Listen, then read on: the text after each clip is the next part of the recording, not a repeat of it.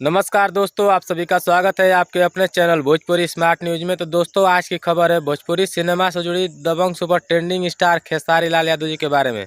तो दोस्तों, आपको बता देना चाहूँगा, खेसारी लाल का एक फिर से हाई लेवल का हिंदी सॉन्ग आ रहा है 1 दिसंबर को सुबह 6:30 पर। तो आप लोग तैयार रहिएगा।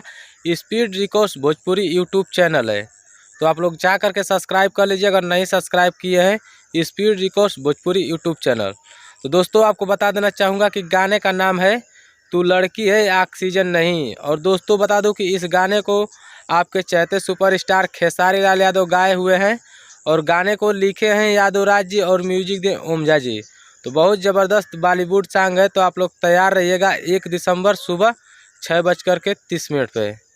एग्जैक्ट टाइम है speed records Bhojpuri YouTube channel पे। तो दोस्तों, अगर अपडेट पसंद आई है तो इस वीडियो को लाइक करके शेयर लगा दीजिएगा और भोजपुरी से जुड़ी खबरों के लिए चैनल को सब्सक्राइब कर लीजिएगा। तो दोस्तों, फिलहाल के लिए इतना ही, मिलेंगे कोई और वीडियो में। तब तक के लिए देखते रहिए भोजपुरी स्मार्ट न्यूज। जय हिंद, जय भोजपुरी।